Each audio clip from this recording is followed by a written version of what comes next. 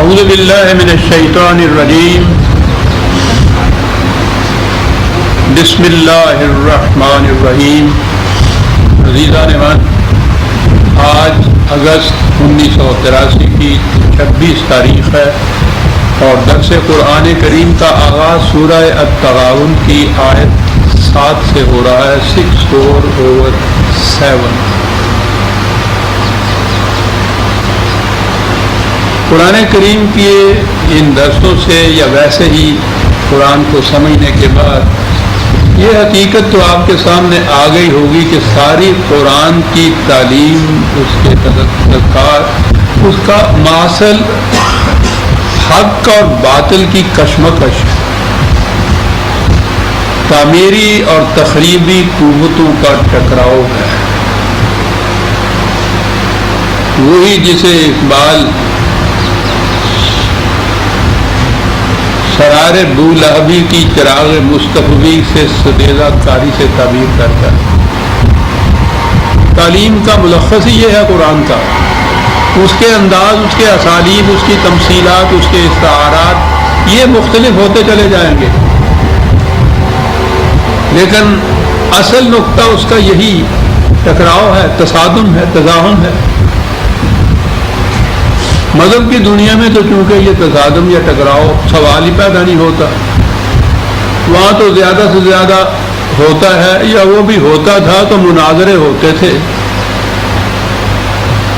یہ سوال نہیں پیدا ہوتا تھا۔ تو قرآن میں جہاں یہ چیزیں آئی ہیں، تصادمات یا اس کے بعد ان کے نتائج، تو ان کے لیے آسان تھا کہ اسے وہ آخرت پر اٹھا رکھے۔ تو جہاں جہاں بھی یہ چیز آئی، انہوں نے اس کے معنی، اس کے مفہوم ہی آخرت لے لیا۔ تو اس دنیا کے اندر کچھ اس قسم کا تصادم نہیں، ٹکراؤ نہیں۔ حق کے علمبرداروں کے لیے کچھ نہیں کرنا، اپنے طور پر نماز، روزہ، حج، زکوٰۃ ادا کی اور سمجھ لیا کہ دین کا مقصد پورا ہو گیا ہے۔ تو اس لیے جہاں ایسے مقام آتے ہیں قرآن کے، وہ بڑے غور طلب ہوتے ہیں کہ عام ہمارے ہاں کے تراجم، تفاسیر ان کو قیامت پر اٹھا رکھتی ہیں، بات صاف نہیں ہوتی اس سے، تو پھر یہ ہے کہ قیامت اور اس سے متعلقات ذہن انسانی سے ماورا کی باتیں ہیں، بس ان کو پڑھ کر آگے بڑھ جانا چاہیے۔ تو وہ نہ تو وہ ہم سمجھ سکتے ہیں، نہ ہمارے لیے ان کے اندر کسی قسم کی کوئی آیا عبرت ہے، سبق ہے، تعلیم ہے، ہمارے لیے کچھ نہیں ہے یہ چیز۔ میں نے جیسا کہ عرض کیا ہے، آخرت کے وہ نتائج، آخرت کی زندگی، وہ تو ایمان ہے ہمارا، اس کے بغیر ایک شخص مسلمان ہی نہیں ہو سکتا۔ لیکن یہ نہیں ہے کہ قرآن میں جہاں یہ چیزیں آئی ہیں ان کا تعلق صرف آخرت سے ہے۔ سب سے پہلے تو اس دنیا میں یہ جو ٹکراؤ ہے حق اور باطل کا، وہ سب سے پہلے اس کو لیتا ہے، یہی تعلیم ہمیں دیتا ہے، اسی کے لیے جماعت مومنین کو وہ تیار کرتا ہے۔ یہی ہے دین، یہی ہے اس کے فرائض۔ اس کی روشنی میں یہ مقام سمجھنے چاہیے جہاں قرآن ان کو بیان کرتا ہے۔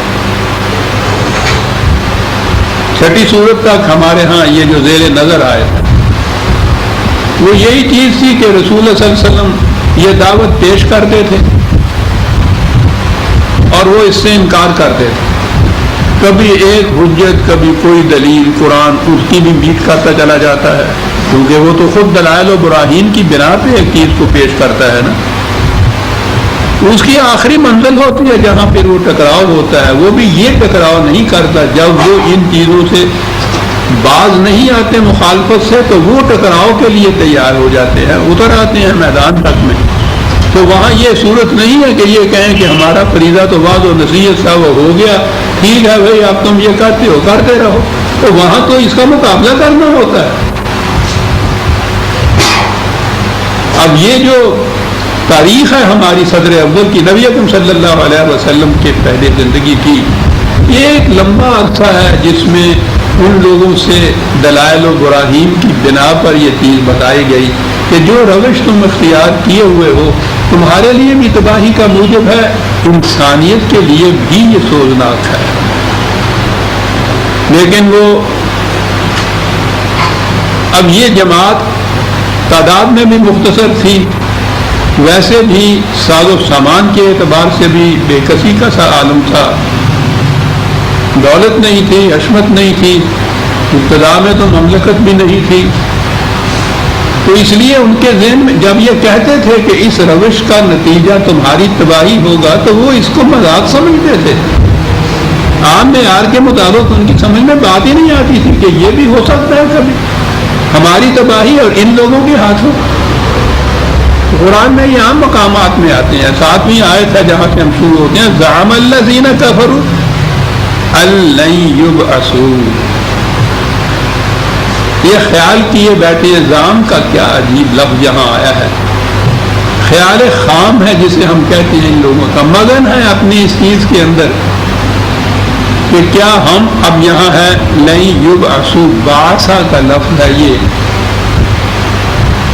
اور آپ کو معلوم ہے کہ ہمارے ہاں تو بعث بعد الموت ہی کہا جاتا ہے. وہ جو ایمان کا جز ہمارے ہاں کے وہ الفاظ ہیں اس میں بھی یہ بعث بعد الموت ہے، آخرت کی زندگی کے متعلق صحیح ہے بعد الموت کی بات، لیکن یہ بعث تو دیکھیے قرآن کہتا ہے کیا ہے اس کو. زبان کے اعتبار سے میں پھر یہ عرض کروں گا، پتہ نہیں زندگی کتنی ہے، بعد میں بھی آپ نے قرآن سمجھنا ہو تو پہلی چیز یہ ہے کہ قرآن کے الفاظ کے وہ معانی سمجھیے جو زمانہ نزول قرآن میں عربوں کے ہاں مستعمل تھے. یہ بات میری لغات القرآن میں آپ کو ملے گی. میں نے ایک عمر صرف کی اس چیز کو سمجھنے میں اور اس کو میں نے ان کے اندر محفوظ کر دیا. یہ باس جو ہے آپ نے سنا ہوگا، باس پارٹی یہ عراق میں جو ہوتی تھی، یہ کیا چیز ہے باس؟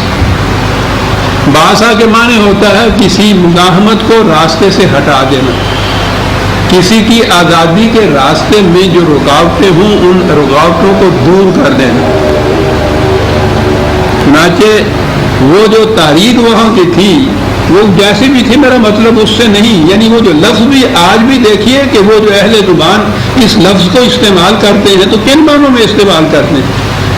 ان کی آزادی کے راستے میں جو رکاوٹیں تھیں، جو روڑے اٹکائے جاتے تھے، ان کو دور کر دینا، ہٹا دینا ان کو، یہ تھی. اب بھی اس کا نام باس پارٹی ہے. تو باس کا لفظ عربی زبان میں ان معنوں میں استعمال ہوتا تھا. کہتے ہیں کہ یہ مخالفین اس زام باطل میں مبتلا ہیں. یہ کہتے ہیں کہ کیا ہم راستے سے ہٹا دیے جائیں گے؟ اتنی بات صاف ہو گئی. اور مقصد اس سے سمجھ میں آ گئی بات، جو آپ کے یہاں کے جہاد یا جنگ کا مقصد یہ ہے کہ جو رکاوٹیں انسانیت کے راستے میں حائل ہوتی ہیں انہیں راستے سے ہٹا دینا. یہ تھا مقصد ان لڑائیوں کا جو صدر اول میں لڑی گئی، یا جنگ کا، یا اسلام جس کو جہاد کہتا ہے. انسانیت کی نشو و نما کے راستے میں جو رکاوٹیں حائل ہوں ان کو، رکاوٹوں کو دور کرنے کے معنی یہ تھا مقصد، یہ تھا وجہ جواز، یہی تھا مقصد ان لڑائیوں کا جو آخر میں لڑنی پڑی. کہا کہ کیا کہہ رہے ہیں یہ لوگ کہ یہ ہمیں راستے سے ہٹا دیں گے. دیکھیے تو صحیح، قل بلاؤ وربی، کتنا حتم و یقین ہے. ذرہ نا چیز و تعمیر بیابان نگر، مٹھی بھر سی جماعت ہے لیکن کہنے والا تو خدا ہے. الفاظ دیکھیے، زبان کے اعتبار سے بھی آپ اس مقام پہ یہ کچھ زیادہ عربی جاننے کی ضرورت نہیں ہوتی قرآن سمجھنے کے لیے. بڑی آسان زبان میں یہ کل رسول اعلان کر دو ان کو، بلاؤ ایسا ہو کر رہے گا. وربی، میرا خدا اس کی شہادت دیتا ہے کہ ایسا ہو کر رہے. بلاؤ وربی، کیا ہو کر رہے گا؟ لتبعثن، تم یقیناً اس راستے سے ہٹا دیے جاؤ. تم انسانیت کے راستے روک کر ہمیشہ کے لیے کھڑے نہیں رہ سکتے، تم ہٹا دیے جاؤ گے راستے. کیا بات ہے صاحب، کن حالات میں یہ دعویٰ کیا جا رہا ہے. پناہ آج کی اصطلاح میں سمجھ لیجئے، مدینے میں پناہ گزینوں کی ایک مٹھی بھر کی جماعت ہے رہنے کو ٹھکانہ تک بھی نہیں ہے۔ اس زمانے میں یہ دنیا بھر کی مخالفتوں کا ہجوم سامنے، اور ان سے کہا جائے گا کہ کیا تم سمجھتے ہو کہ تمہیں راستے سے نہیں ہٹایا جائے گا؟ یقیناً ہٹایا جائے گا، اور میرا خدا اس کی شہادت دیتا ہے کہ ایسا ہو کر رہے گا۔ ثم لتنبؤن بما عملتم، اور پھر وہاں تمہیں بتایا جائے گا کہ تمہاری تخریبی کارروائیاں کیا کر رہی تھی۔ تو اب عزیزان ایمان کے دیکھیے، یہ راستے سے ہٹانا، اس کے بعد یہ بتانا کہ تمہارے ان تخریبی اعمال کا نتیجہ کیا ہے، یہ تو اس دنیا کے اندر یہ سارا کچھ تھا، اور یہ ہو کر رہا، ہٹائی گئی یہ ساری قوتیں راستے سے ہٹائی گئی، انسانیت کی راہیں ہموار کر دی گئی، خدا کی طرف جانے والے راستے میں جو بھی یہ جتنے جس قسم کی رکاوٹیں تھیں ان کو ہٹا دیا گیا، اور پھر انہیں یہ جو ہے بتا دیا جائے گا، یعنی نتائج بتا دیں گے۔ بھئی یہ کرسیاں اور کچھ رکھا تو اکرم میں تم سے کیا اندر باہر کرسیاں کچھ اور زیادہ۔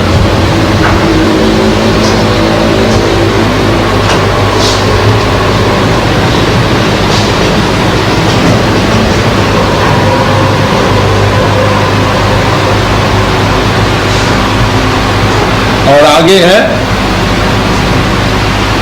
تو اس جماعت کو سامنے اپنے رکھ کے یہ کہتے ہو کہ یہ تو بڑا دشوار گزار مرحلہ ہے، ناممکن العمل، ایسا کا ذالک علی اللہ یسیر،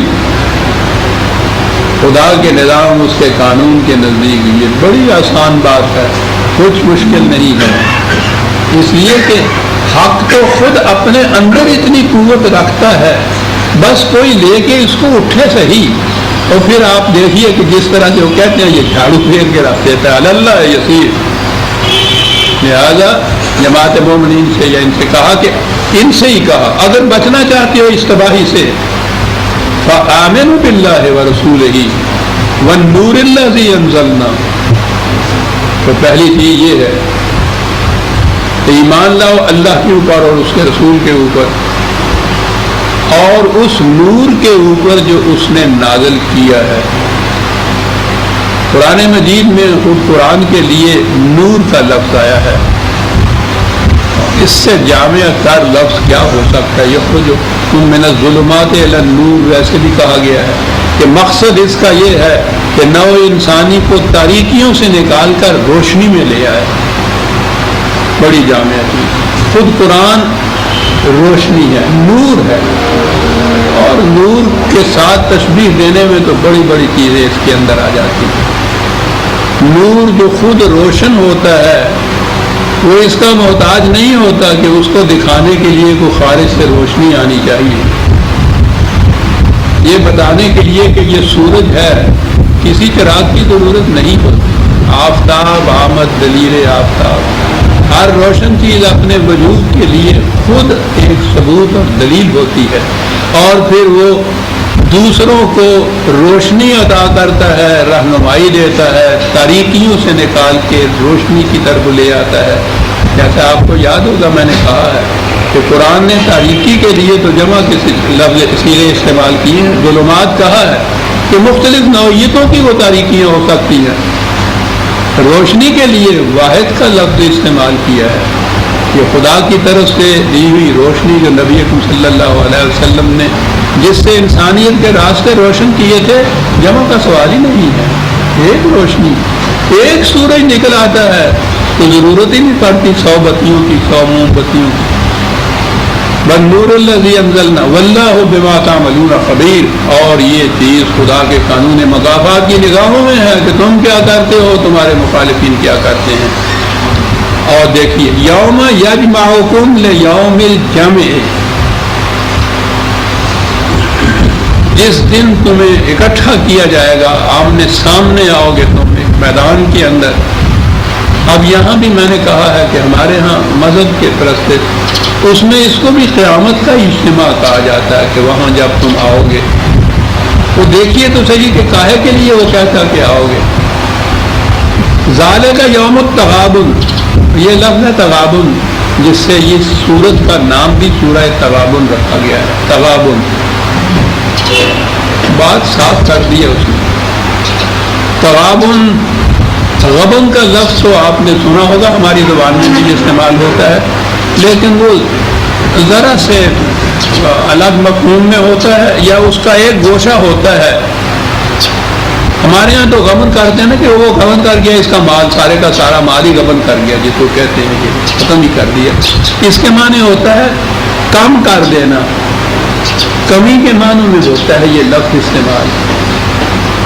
तगाबुन जो है वो ये कि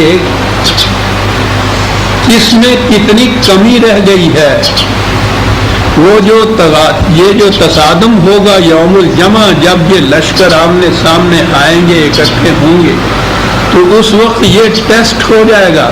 अभी तो अपने जाम में वो समझे बैठे हैं कि हम इतने बड़े ताकतवर हैं। बहरहाल कुंडी मैदान में जाते हो तो यही समझ के मुकाबला कर लेंगे। तो मैदान जंग है ऐसा मकाम जहाँ पता चल सकता है कि किस में कितनी कमी रह गई है। इंसानी दुनिया के मामलात में रहो तो फिर एक दूसरे की कमी कर देना मामले के अंदर, ये जुर्म होगा। लेकिन यहाँ जो आया है कि जब ये यौमुल जमा जो है, जब ये लश्कर आमने सामने होंगे, इकट्ठे होंगे, तो वहाँ टेस्ट ये होगा कि किस में कितनी कमी रह गई थी। क्या बात है साहब कुरान। अगर इस किस्म का टेस्ट ना हो तो पता ही नहीं चल सकता इंसान को कि मेरे अंदर कमी कितनी है, कुव्वत कितनी है, और मुकाबले के वक्त एक कमी होगी या ज्यादा होगा। ये कमी या ज्यादती जो है आप जानते हैं, इसको कहते हैं रिलेटिव टर्म। यानी कोई एक पैमाना होना चाहिए ना। 100 अगर आप पैमाना रखेंगे तो 90 कहेंगे कि 10 कम है, 110 कहेंगे तो कहेंगे 10 ज्यादा है। किससे 10 कम है? 100 से 10 कम, 100 से 10 ज्यादा है। इसको कहते हैं इजाफी या रिलेटिव टर्म जो है। ये चीज जो तगाबुन का लफ्ज कुरान लाया है वो ये चीज है कि ये रिलेटिव चीज है। तुम्हें मुकाबल के फ्री के मुकाबल के से तकाबुल जब होगा, तसादुम होगा, तो मालूम हो जाएगा कि तुम में उसके मुकाबले में कुछ कमी है या उनमें तुम्हारे मुकाबले में कुछ कमी रह गई। और आप जानते हैं कि कुरान का तो ये कानून मकाफात जो है, नतायज मुरत्तब करने का असूल वो है मीज़ान, सक़लत मवाज़ीना व ख़फ़्फ़त मवाज़ीना। तराजू के 2 पलड़े, कौन सा बोझ, कौन सा पलड़ा झुकता है, कौन सा पलड़ा है जिसमें कमी रह गई है वजन की। वो देखिए वही तगाबुन का लफ्ज़ कमी के मानों के अंदर यहाँ भी आ जाता है। ये जो यौम तगाबुन है, वमन युमिन बिल्लाह व यामल सालिहन युकफ्फिर अन्हु सय्यातिही व युदखिलहु जन्नातिन तजरी मिन तहतिहा अल-अनहार खालिदीन फीहा अबदन ज़ालिकल फौज़ुल अज़ीम। वो लोग जो खुदा की अता करदा सताकतों पर यकीन रखते हैं और फिर वो ऐसे आमाल सरजद होते हैं उनसे, वो प्रोग्राम जो खुदा ने अता किया हुआ है। ये सालिहन बड़ा जामिया लफ्ज़ है कुरान में जो आता है। एक तो ये जो मादा इसका है जिससे सुलह का भी लफ्ज़ निकलता है, उसके माने हमवारियाँ होता है, ना हमवारियों को दूर कर देने वाले। और सलाहियत हमारे यहाँ जो लफ्ज़ आया है, सालेह वो अमल होगा जो इंसानियत की सलाहियतों को बुरे कार लाए, उनमें नश्व नुमा पैदा करे। सवाल तो सारा इन सलाहियतों के टकराव का था ना जो इस मैदान में आया है। वहाँ देखा जाएगा तो जो जमात खुदा के कवानीन की सदाकतों पर यकीन रखेगी और उन्होंने वो काम किए होंगे जिनसे उनकी सलाहियतें बुरुमंद हो गई होंगी, तो अगर उनमें कोई कमी रह गई होगी, वही पलड़ा जो झुकता और उठता हुआ है, तो ये जो इनकी सलाहियतों की ज़्यादती है, ये जो इधर से इन्होंने ये अपने यहाँ वजन या कुव्वतें इकट्ठी की हैं, इनका नतीजा ये होगा कि वो जो कहीं पूरी लफ्ज़ों से पाक की थोड़ी बहुत कमी रह गई है, तो वो कमी जो है उसका नुकसान मिट जाएगा।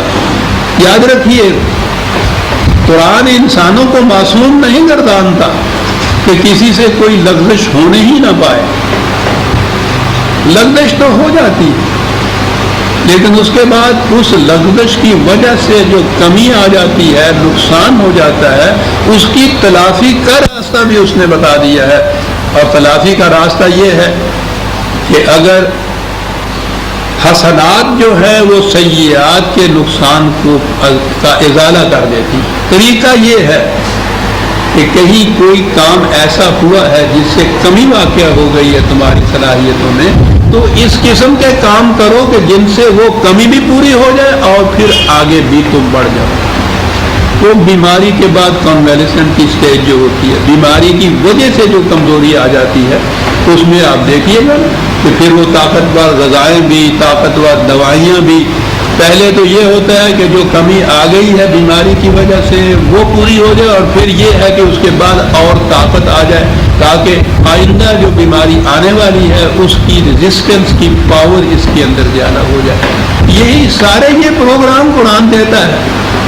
وہ اتنا ہی فرق ہے کہ وہ صرف طبی زندگی کے ہی نہیں دیتا، اس کے بھی دیتا ہے کہ طبی زندگی کا، انسان کی طبی حالت کا بھی پرفیکشن میں رہنا نہایت ضروری ہے اس دنیا کی سطح کے اوپر، اور اس کے ساتھ انسانی ذات کی نشو و نما کے لیے بھی وہ اس قسم کا پروگرام دیتا ہے۔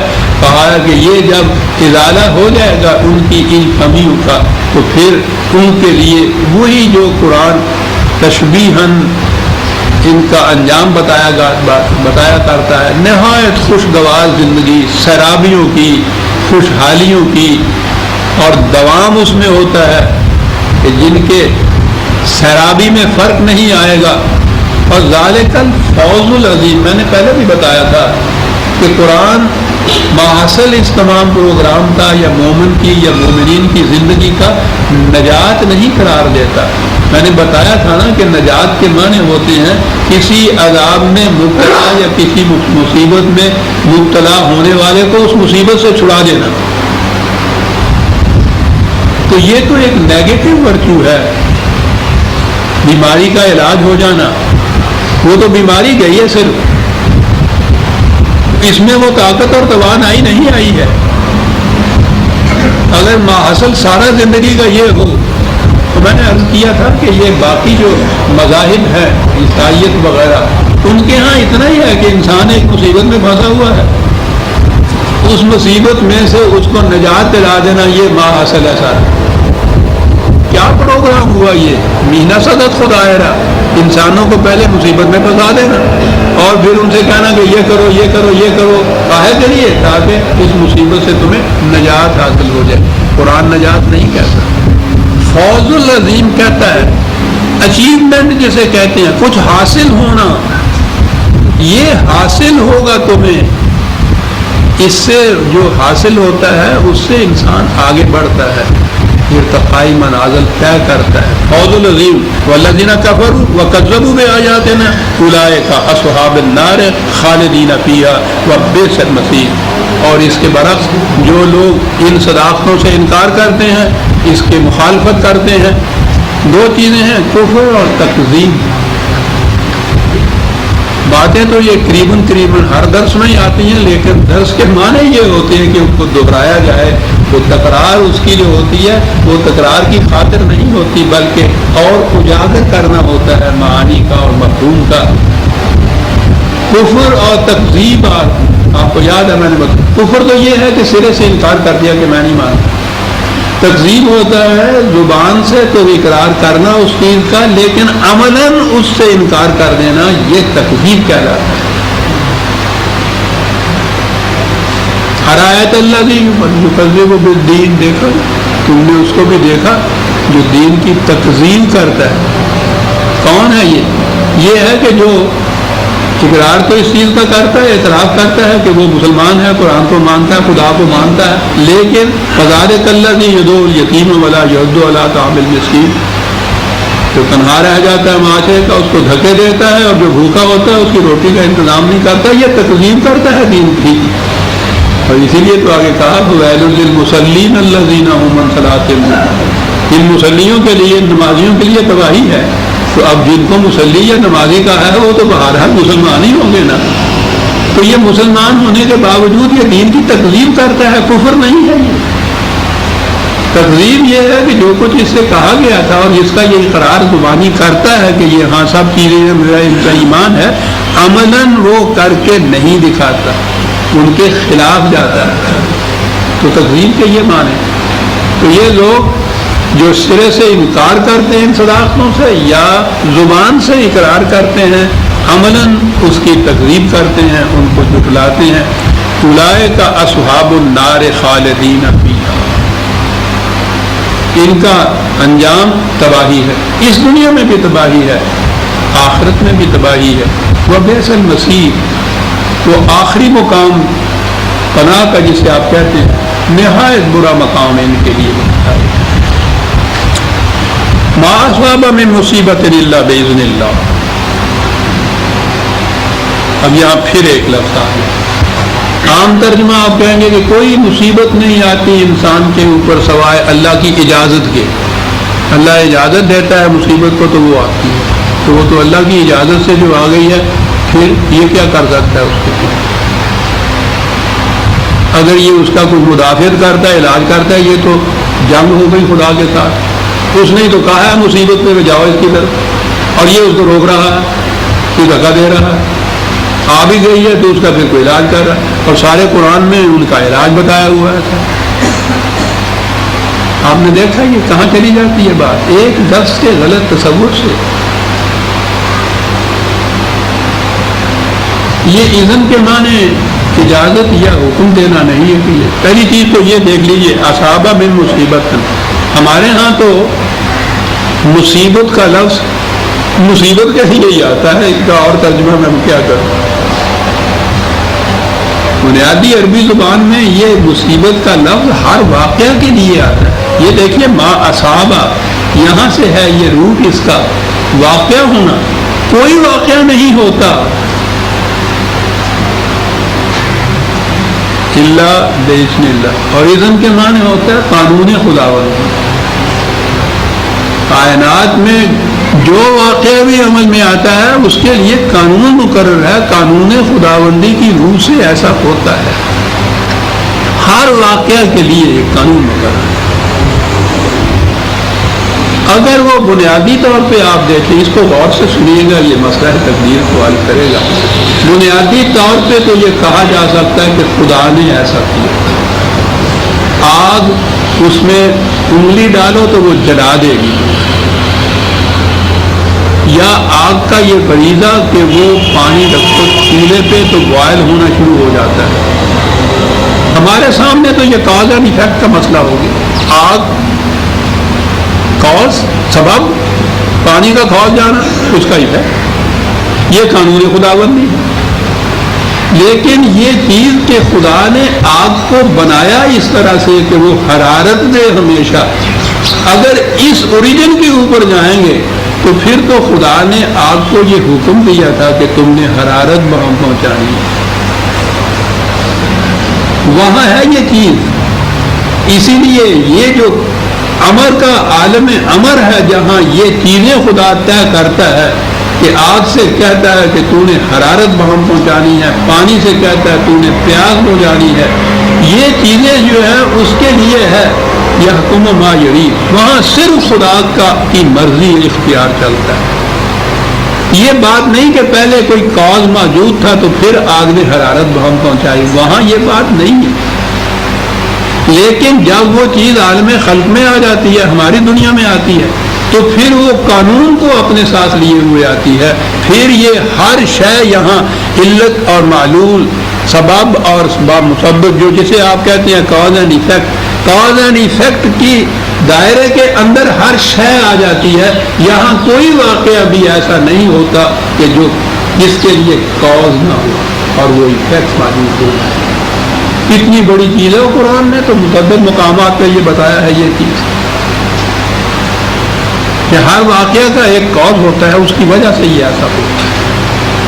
اب اگلی بات ہے جس میں واقعی نگاہوں میں نورانیت پیدا کر دیتے ہیں ایسے مقام، وَمَن يُؤْمِن بِاللَّهِ يَهْدِ قَلْبَهُ، جو اس چیز پہ یقین رکھتا ہے، یہ علم حاصل کرتا ہے تو اس سے اس کی فراست کو ایک روشنی مل جاتی ہے جو معلوم کر لیتا ہے کاز سے کہ اس کا ایفیکٹ کیا ہوگا.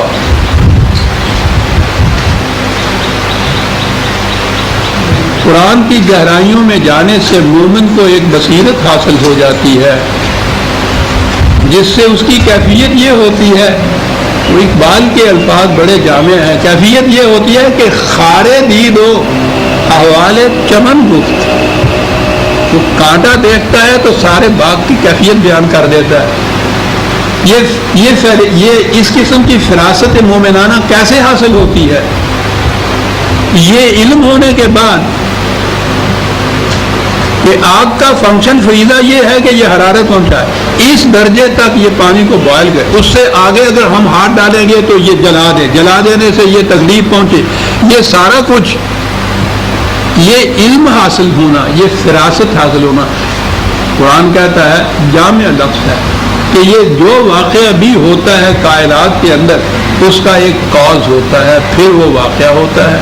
وہ کاز یقیناً خدا کا ہی مقرر کیا گیا ہے، لیکن یہاں وہ غیر متبدل ہے، اور جو ان صداقتوں پر، ان قوانین کے پر ایمان رکھتا ہے کہ واقعی ایسا ہوتا ہے، تو اس کے بعد اس کے قلب کو، اس کے ذہن کو، بڑا جامع لفظ ہے قرآن کا یہ، لیکن قرآن نے قلب کا لفظ بھی تفقہ کے لیے استعمال کیا ہے، سمجھنے کے لیے.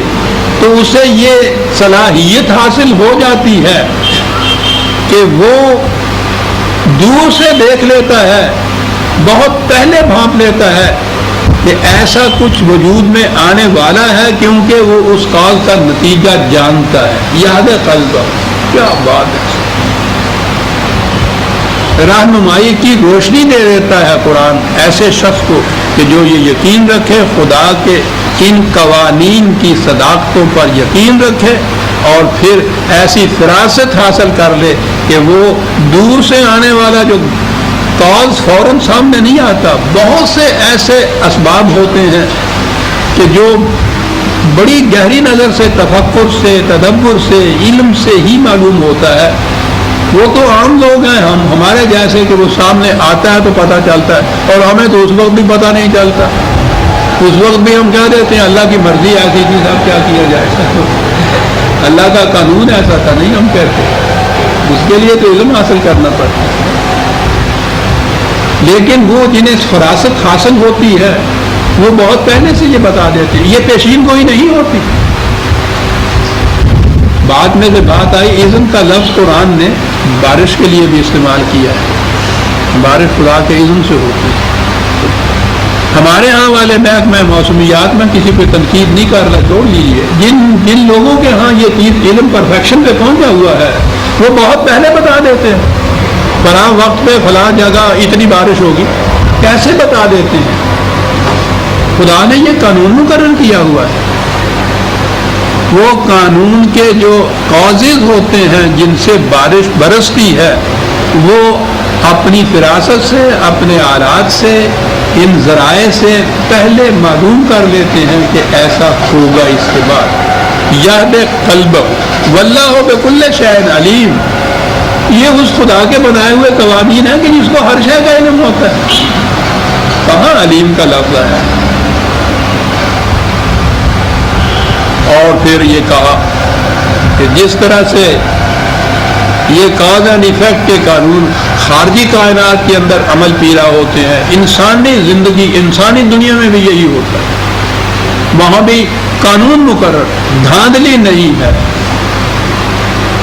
ڈنڈا نہیں ہے، قانون ہے. جو نظام بھی انسانیت کے لیے ظلم اور جبر اور استیلاس کا منصوب ہوگا، یہ کاز ہو گیا، اس سے تباہی آئے گی، یہ اس کا ایفیکٹ ہوگا. یہ قانون مقرر ہے. قرآن کریم جو بار بار کہتا ہے کہ لا یفلح الظالمون، ظالم کی کھیتی نہیں پنپ سکتی، جبر کامیاب نہیں ہو سکتا، ظلم پنپ نہیں سکتا. بار بار یہ چیزیں وہ کہتا چلا جا رہا ہے. وہ یہ نہیں ہے کہ وہ وہاں سے کچھ اناؤنسمنٹ کر دیتا ہے کہ یہ ایسا نہیں ہو سکتا. وہ بتاتا یہ ہے کہ ہمارا قانون یہ ہے کہ کہ جہاں بھی جبر اور استحصال سے کام لیا جائے گا اس کا نتیجہ تباہی ہوگا. یہ اٹل قانون ہے. اسی طرح جس طرح سے آگ پہ پانی رکھو گے تو وہ کھولے گا. جہاں وہ لا تبدیل لکلمات اللہ کہا ہے تو وہ کلمات صرف وہی نہیں ہے جو انسانوں کی دنیا کے اندر کار فرما ہے, وہ کائنات کے اندر جو کار فرما ہے کلمات اللہ ہے. قرآن میں قوانین کے لیے یہ لفظ آیا ہے. دو لفظ ہیں, کلمات اللہ بھی ہے اور سنت اللہ بھی ہے. کلمات اللہ جب وہ ان تھیری ہوتے ہیں, یہ قوانین نظری طور پہ وہ قوانین الفاظ میں ہوتے ہیں تو وہ کلمات ہوتے ہیں. جب وہ عمل میں آ جاتا ہے تو اسے سنت اللہ کہا جاتا ہے. خدا کی روش ایسی ہے, وہ ان قوانین کے مطابق یہ کرتا ہے. پہلے بتایا ہے کہ یہ نظری طور پہ قانون یہ ہے کہ ظالم کی کھیتی پنپ نہیں سکتی, اور جب ظالم کا انجام تباہی ہوتا ہے تو اسے کہیں گے یہ سنت اللہ کے مطابق ہو رہا ہے. کیا الفاظ ہے قرآن کے طرف. واللہ بکل شیء علیم. اس واسطے اے جماعت مومنین بچنا ہے ان تباہیوں سے. اطیعوا اللہ واطیعوا الرسول فإن تولیتم فإنما علی رسولنا البلاغ المبین. اطاعت کرو تم اللہ کی اور اس کے رسول, اور اگر تم اس سے اعراض برتو گے تو نہ خدا کا کچھ بگاڑو گے, نہ اس رسول کو ہی کسی قسم کا تم نقصان پہنچا سکو. یہ ان کا کاروبار نہیں ہے کہ اس سے ان کا مندہ پڑ جائے گا, نقصان ہو جائے گا, بالکل نہیں. رسول کے ذمے ہر جگہ یہ کہا ہے کہ کہا یہ ہے خدا نے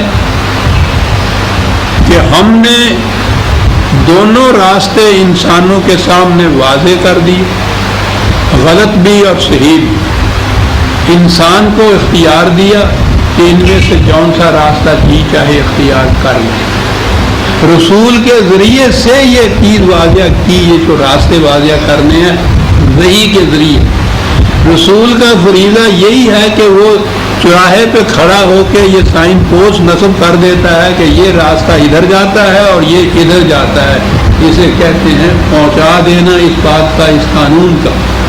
یاد رکھیے خدا نے ہر جگہ یہ کہا ہے کسی قانون کی خلاف ورزی سے گرفت نہیں کی جا سکتی تا وقت کہ اس کا قانون کو پہلے پہنچانا دیا جائے. تو وہ کہتا یہ ہے کہ رسول کا فریضہ یہ نہیں ہے کہ لوگوں کو زبردستی پکڑ کے سیدھے راستے کے اوپر چلاتا جائے. یہاں زبردستی کا کام نہیں ہے. یہ وہاں آیا ہے لا اکراہ فی الدین, جہاں کا ہے لقد تبین الرشد من الغی. راستے تو ہم نے واضح کر دیے ہیں. اب یہ دیکھیے جو راستوں کا واضح کرنا ہے, جبر سے ظلم سے ڈنڈے سے جو چیز کی جائے گی وہ راستے واضح نہیں کیے جاتے. وہاں تو ایک اپنا حکم ہوتا ہے, اس کے مطابق چلایا جاتا ہے دوسروں کو. خدا یہ نہیں کرتا. وہ خود کہتا ہے کہ میں بھی زبردستی کسی کو نہیں چلاتا راستے پہ. رسول سے کہتا ہے کہ تیرا کام بھی یہ نہیں ہے کہ تو زبردستی چلائے لوگوں کو راستے کے اوپر.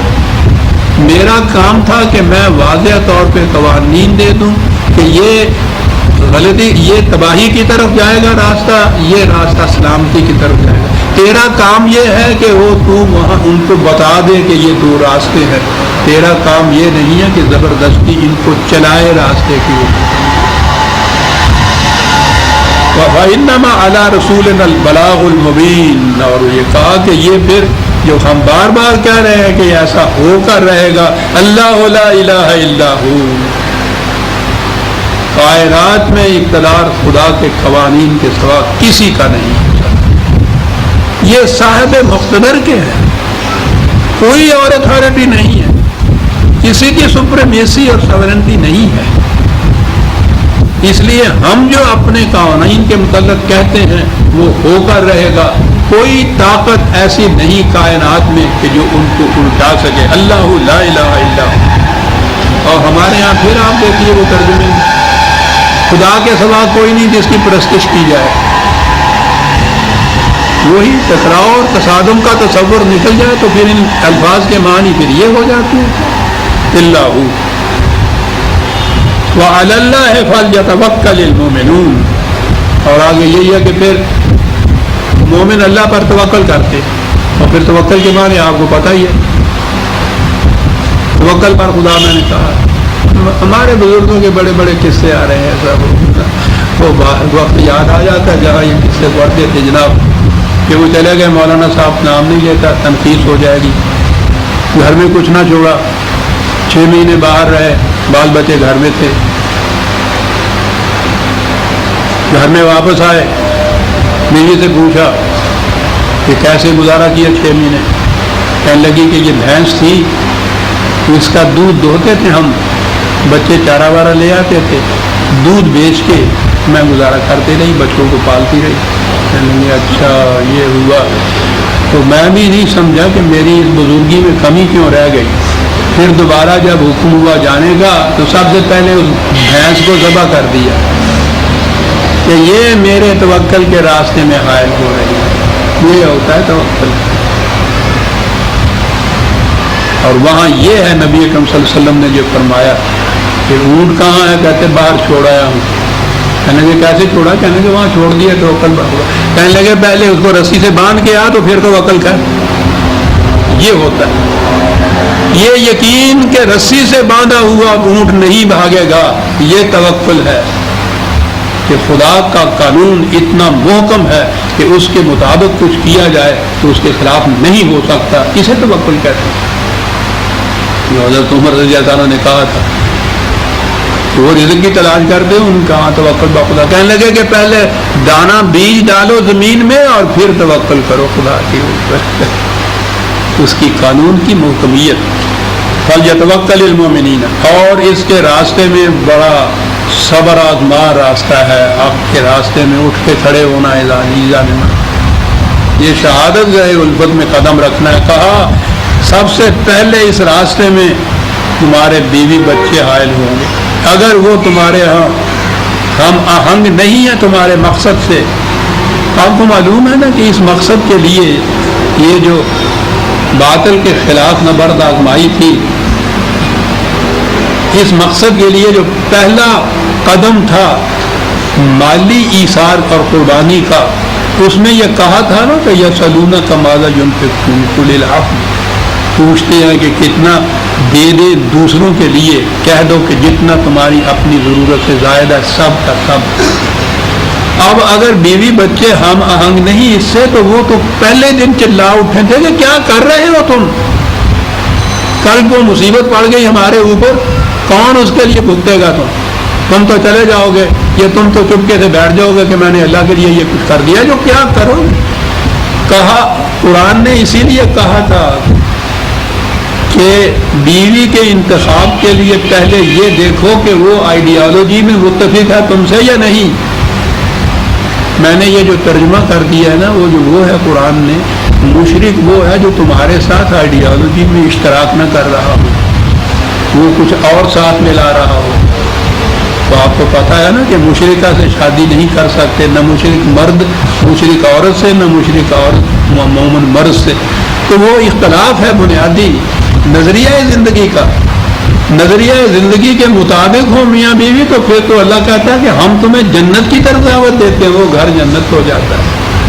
और यहाँ जहाँ ये इख्तलाफ हो, 1000 किस्म की आसाइशें भी मुयस्सर वहाँ हो, वहाँ उस घर में वो आग होती है जिसे खुदा कहता है कि दिलों को लपेट लिया करती है। इसलिए वार्न किया कि अगर घर में ये कैफियत नहीं है तो सबसे बड़ी रुकावट इस रास्ते में तुम्हारे बीवी बच्चे होंगे। या अय्युहल्लज़ीना आमनू इन्ना मिन अज़वाजिकुम व औलादिकुम अदुव्वुल लकुम फहज़रूहुम, सारे नहीं,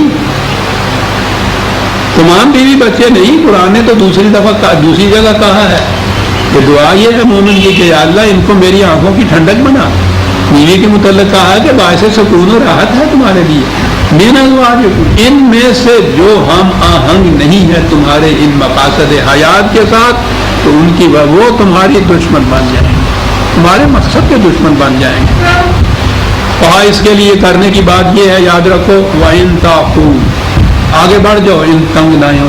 ये जो इनकी तंग नजरी है जो कहते हैं कि अपने ही बाल बच्चों के लिए सब कुछ करना चाहिए, हमें क्या दूसरों की पड़ी हुई है, वो अपना आप करें, वो हम उनके लिए कोई जिम्मेदार है उनके। हम काना ताक़ू के माने बड़ा अहम है, यहाँ बुनियादी माने इसके माने होते हैं आगे बढ़ जाओ, इन तंग ना हो। گزر جا بن کے سیل تند رو بیاباں سے، گلستہ راہ میں آئے تو جوئے نغمہ خاں ہو جائے. یہ ہے تو آگے بڑھ جاؤ ان سے. یہ بڑی تمنائیں ہیں تمہارے لیے یہ پیدا کر رہے ہیں. تصفح ہمواریاں پیدا کر دو. میں نے عرض کیا تھا نا کہ معاشرہ کیا ہوتا ہے. ہمارے اور ہمسائے کے گھر کے اندر جو دیوار کھڑی ہوتی ہے اس سے یہ دو گھر ہوتے ہیں. اگر یہ گھروں کی دیواریں درمیان میں نہ ہوں تو معاشرہ ہوتا ہے. ہم صبح جو نکل جاتے ہیں باہر تو یہی افراد ہوتے ہیں گھروں کے اندر جن کا الگ الگ گھر ہوتا ہے. یہی ہوتے ہیں جن کو معاشرہ کہا جاتا ہے. کہاں یہ تنگ ناؤں سے نکل جاؤ، آگے بڑھ جاؤ. یہ جو راستے میں دیواریں کھڑی ہیں نا تمہارے، دیواروں کو ہٹا دو اور اس کے بعد تمہارا خاندان معاشرہ بن جائے گا. معاشرہ عالمگیر انسانیت بن جائے گی. وَتَغْفِرُوا، اس طرح سے حفاظت کا سامان طلب کرو، اپنوں کے لیے بھی دوسروں کے لیے بھی. فَإِنَّ اللَّهَ غَفُورٌ رَحِيمٌ، خدا کا قانون حفاظت بھی دیتا ہے، سامان نشو و نما بھی دیتا ہے. انما اموالکم، معاف کیے گا، انما اموالکم و اولادکم فتنہ، کیا لفظ ہے یہاں. کہا یہ نہ سمجھ لینا کہ ہم نے جو کہا ہے اولاد اور مال اور یہ بیوی بچے یہ تمہارے لیے دشمن ہے تو ان کو ذبح کر کے نکل جاؤ. کتاب یہ تو ہے ہی. کہا اگر نہیں، یہ وہ کٹھالی ہے. سنار کے ہاں وہ آگ کی کٹھالی ہوتی ہے، اس میں وہ ڈالتے ہیں ایک چیز کو جسے وہ سونا کہہ کے دیتی ہے. وہ کٹھالی کیا کرتی ہے؟ وہ کٹھالی پگھلاتی ہے اور اس میں وہ الگ کر دیتی ہے خالص سونا اتنا ہے اور اس میں کھوٹ اتنا ہے. پورے کا پورا خالص ہے تو پھر یقین ہو جاتا ہے، کھوٹ ہی کھوٹ ہے تو وہ وزن کر دیتی ہے. کٹھالی ایک آگ جو ہے، بجائے خیش وہ یہ بات نہیں کہ اس کو اٹھا کے باہر پھینک دے. اس سے تو ایک کام لیا جائے گا یہ دیکھنے کا کہ کھوٹ کتنا ہے اور خلوص کتنا ہے. کہنے کہ تمہارے خلوص ماپنے کا جو ذریعہ یا کٹھالی ہے یہ بال بچے ہیں. واہ واہ، اپنے آپ کو اس کٹھالی میں ڈال کے پھر دیکھ لو کہ کتنا خلوص ہے تمہارے یہاں اور کتنا کھوٹ ہے، یہ بتا دیں گے. اور بات بھی یہی ہے عزیزہ نے مرتا وہی آ کے ہے آدمی. باہر اگر اکیلا ہو پھر تو وہ سب کچھ جھیل لیتا ہے. ان کی خاطر بہت کچھ کرتا ہے. بڑھاپے میں بھی سب کچھ میسر ہے اور اس کے باوجود الحاظم التکاثر لگا ہوا ہے وہ اس ریس کے اندر. تو بابا تمہیں اب ضرورت کیا؟ دیکھیے یہ چھوٹے بچے ہوئے ہیں ان کے لیے بھی تو کچھ کر کے مجھے جانا چاہیے نا. تو اپنے لیے تو وہ 2 روٹی ہی کافی تھی اور چند سال باقی تھے اور ان کے لیے تو پھر لا انتہا ہوتا ہے. فتنۃ واللہ عندہ اجر عظیم، لیکن اگر تم نظام خداوندی کو قائم کرو گے بہت اجر عظیم وہاں سے ملے گا. فاتقوا اللہ ما استطعتم، قوانین خداوندی کی نگہداشت کرو اپنی حد تک استطاعت کا، پوری کی پوری جتنی استطاعت ہے اس کے مطابق یہ کرو. طریقہ کیا ہے؟ امراً واسمعوا واطیعوا. قرآن کریم میں جہاں بھی اس نظام کے متعلق کہا گیا ہے وہ سمعنا واطعنا، یہ مومنین کی صفت ہے. اطانا تو یہ ہے کہ ہم اطاعت کرتے ہیں، وہ بھی وہ کرتے ہیں. یہ سمانا ساتھ کیوں ہے؟ سمعنا ساتھ کیوں آیا ہوا ہے؟ ہم سنتے ہیں. قرآن جو نظام قائم کرتا ہے اس میں صرف کتابوں کی روح سے ہی اوبیڈینس یا اطاعت نہیں ہوتی، اس میں زندہ اتھارٹی کی ضرورت ہوتی ہے جو ہر موقع کے اوپر قرآن سے استنباط کر کے دیکھتا ہے کہ اب کیا کرنا چاہیے، وہ اناؤنس کرتا ہے، یہ سنتے ہیں، اس کے مطابق اطاعت کرتے ہیں. سمعنا ضروری ہے اس اطاعت کے لیے جو نظام کی روح سے اطاعت کی جائے. مذہب میں ضرورت نہیں ہوتی. وہاں تو کوئی بھی کتاب آپ اٹھا لیجئے، ہدایہ اٹھا لیجئے، شامی اٹھا لیجئے، رد المختار اٹھا لیجئے اور اس کے اندر مسئلہ دیکھ لیجئے. وہ مسئلہ آپ نے دیکھ لیا، خود نہیں دیکھتے کہ کسی مفتی صاحب سے پوچھ لیے. اسے سمعنا کا سوال ہی نہیں ہوتا. سمعنا کے معنی ہے کہ کوئی ایسی اتھارٹی کہ جو یہ کہے کہ یہ کرو پھر تم کہو ہم نے سن لیا اور ہم اطاعت کرتے ہیں. واسمعوا واطیعوا وانفقوا خیرا لانفسکم. پہلا ہی شرط یہ ہے کہ کھلا رکھو اپنی کمائی، اپنے مال. یہ بظاہر نظر آئے گا کہ دوسروں کو تم نے دیا ہے یہ ان کی بہتری اور بھلائی کے لیے، در حقیقت خیر لانفسکم یہ خود تمہارے ہی بھلے کی بات ہے جو تم کر رہے ہو۔ تو وہ جو اپنا نفع نقصان نہیں سوچتا اسے تو پاگل کہتے ہیں نا، وہ کہتا ہے اس میں تمہارا فائدہ ہے، اور فائدہ جو ہے بات دوسری طرف چلی جائے گی۔ وہ ایک فکرہ یاد رکھیے قرآن کی روح سے، انسان کے جسم کی پرورش ہر اس چیز سے ہوتی ہے جو یہ لیتا ہے، اور اس نے کہا ہے کہ اس کی ذات کی پرورش ہر اس چیز سے ہوتی ہے جو یہ دیتا ہے۔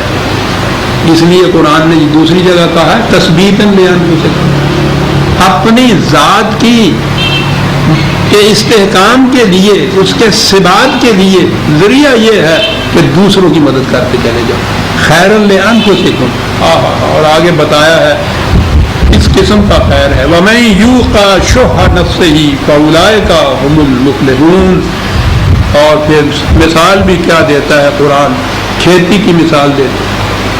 میں نے آپ کو بتایا تھا یہ شح نفس پہلے بھی آ چکا تھا، اس کی مثال یہ ہوتی ہے کہ پانی تھوڑا ہو، اور اب تو یوں سمجھ میں آ جاتا ہے کہ شہر میں جائیے گرمی کا موسم ہو، نلکے کے نیچے آپ دیکھیے لائن لگی ہوئی ہوتی ہے، اس میں سے قطرہ قطرہ ٹپک رہا ہوتا ہے، اور اس کے بعد پیچھے اور پھر اس سے جو لڑائیاں ہوتی ہیں، لڑائی کیا ہوتی ہے، وہ جو دوسرے نمبر پہ کھڑا ہوتا ہے وہ اگلے نمبر کو دھکا دے کے ہٹا دیتا ہے کہ بس بھی کار ہوں ساری بھر کے لے چلے آئے گا، پیچھے دیکھنا ہے لائن کی نہیں لگی ہوئی ہے، تو اگلا انہوں کہتا ہے گا تیرے پیو کا پانی آئے گا۔ یہ جو چیز ہے نا کہ پچھلا اگلے کو دھکا دے کے اپنی بالٹی آگے کر دیتا ہے، اس کو شو کہتے ہیں۔ کہتا ہے کہ جو اس جذبے سے محفوظ رہا بچ گیا، شوہ نفسی۔ اور مثال آگے جاتی ہے، اور یہ چیز جو ہے ہم شہر والے تو سمجھ نہیں سکتے، گاؤں والوں کے متعلق پوچھیے۔ یہ جو پانی جاتا ہے نا کھیتوں کو سیلاب ہونے کے لیے، نہری کھیتیاں ہوتی ہیں، پھر وہ کھال ہوتی ہے، کھال سے آگے پانی جاتا ہے، پھر آپ کو معلوم ہے روز ہوتا ہے کہ پانی کے جھگڑے کے اوپر فساد ہو گیا اور کتنے قتل ہو گئے، تو ہوتا کیا ہے پہلے جو کھیت جس کا آتا ہے نا وہ ذرا زیادہ طاقتور ہے، تو وہ ان کہتے ہیں پان لیا پانی، وہ کھال کو کھود کے اپنے کھیت کی طرف لے جاتا ہے، تو ٹھیک ہے اس کے کھیت کو پانی مل جاتا ہے، جو بھرے گی وہ جو آخر میں ٹیل پہ ہوتے ہیں ان تک پانی نہیں پہنچتا بیچاروں کے اوپر، ان کی کھیتیاں جل جاتی ہیں۔ عزیزان من سنیے اور گھوم جائیے قرآن کی مثال۔ کہتا ہے کہ تمہارے قاعدے کے مطابق کھیتی اس کی پنپتی ہے جو دوسرے کا پانی کاٹ کے اپنے کھیت میں دے دیتا ہے، خدا کے قانون کے مطابق کھیتی اس کی پنپتی ہے جو پانی میں ترجیح دوسرے کو دیتا ہے اور آپ پیچھے رہ جاتا ہے۔